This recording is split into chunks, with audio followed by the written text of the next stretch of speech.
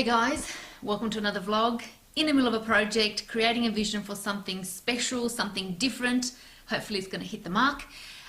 What I thought I'd do today is spend a couple of minutes answering top 5 questions that I keep getting asked through my journey of art, whether it's from students, whether it's from fellow interesting art connoisseurs. So yeah, let's spend 5 questions. Let's answer some 5 questions that I've noted down, and hopefully you guys get a benefit from these 5 answers, or at least my 5 answers. Let's go. Question number 1, what are 3 tips that I could share about oil painting? So before I share the 3 tips, let me give you a quick statement. Oil painting is the most easiest medium to learn how to paint on because it dries fairly slow. You can start creating your portrait, landscape, still life, leave the painting for a couple of hours, even overnight, and you can still come back to it and continue the painting process. And that's why it's called a forgiving medium, right? You can make mistakes, scrape it off and start again.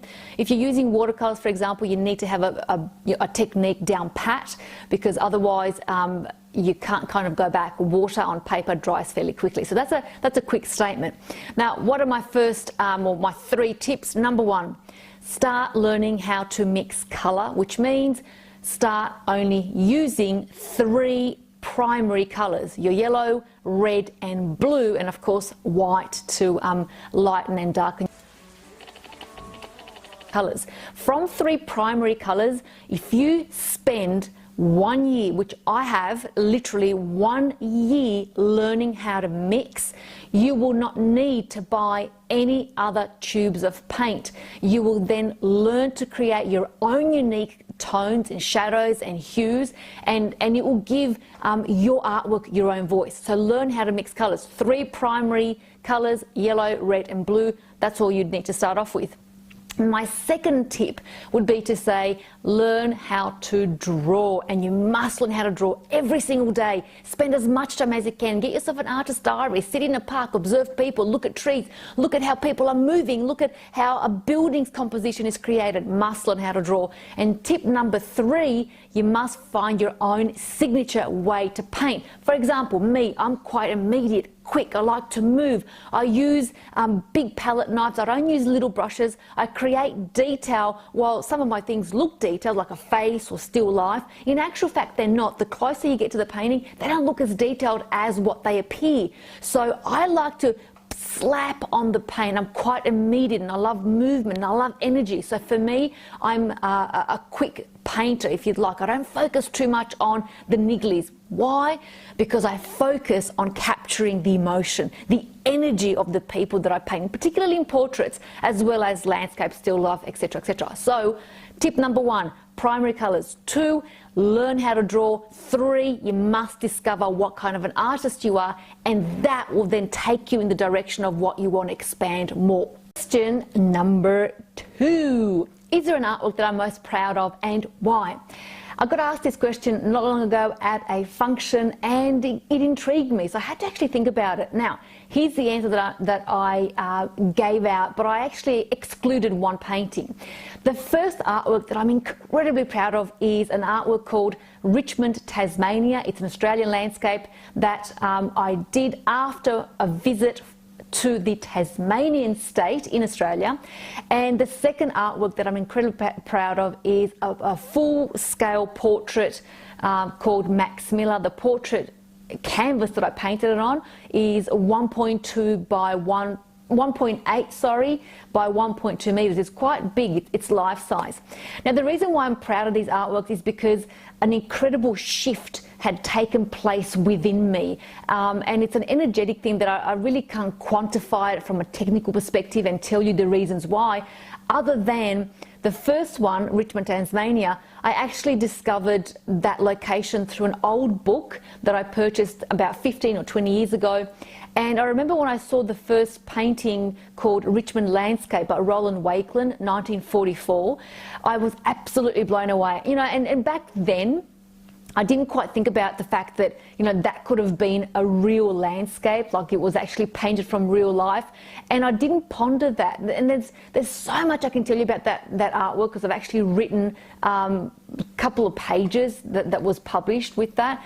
But yeah, that artwork, once I had that book and studied that book, I remember then years later in 2010, we visited Tasmania, and it was through sheer synchronicity, I kid you not, this was not planned, that we stumbled upon a small town as we were driving. We did a small driving tour in Tasmania, and we came across the suburb known as Richmond.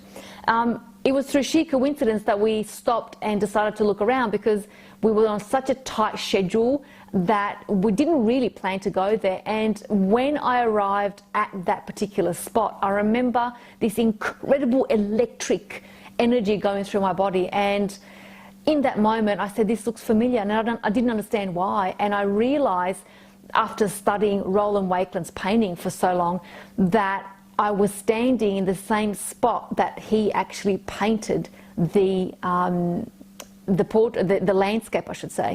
Now, I'm going to put my painting on this vlog, by the way, but I know I can't use Roland Wakeland's image for copyright reasons, so please do your research. Have a look at Richmond Landscape by Roland Wakeland, 1944, and you'll see what I'm talking about.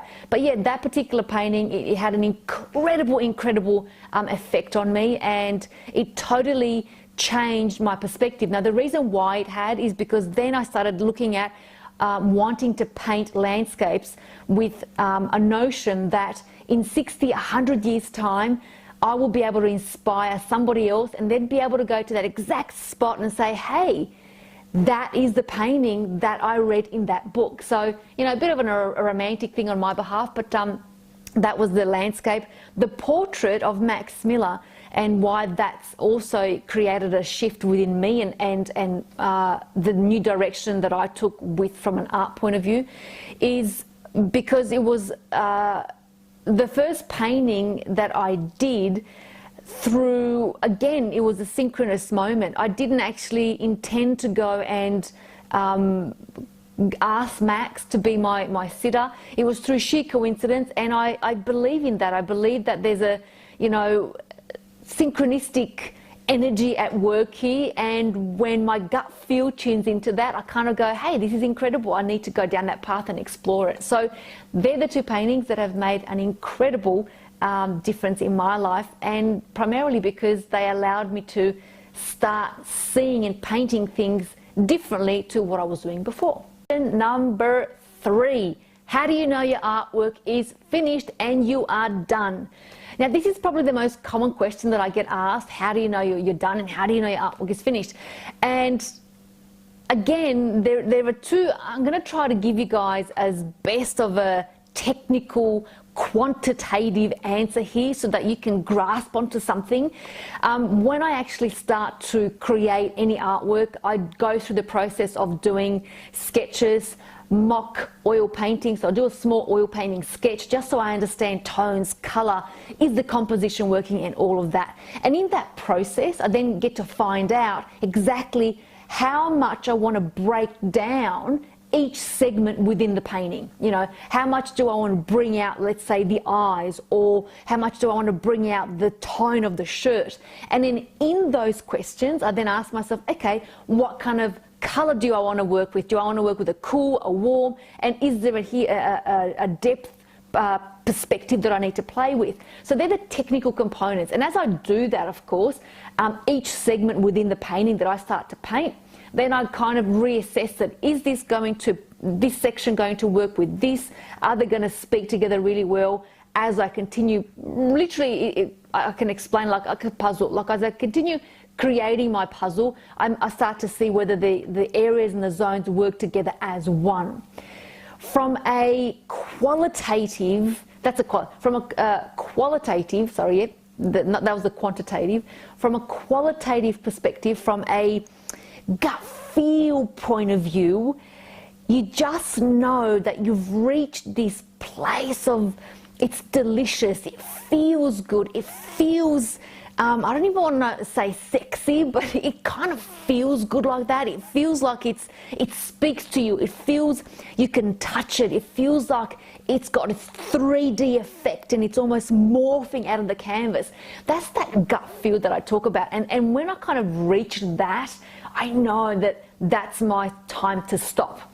The other aspect to that is when I start to fidget on a particular section or a particular part of the painting, that's a definite tell that I need to stop. So I kind of tune into that, two to three prong approach.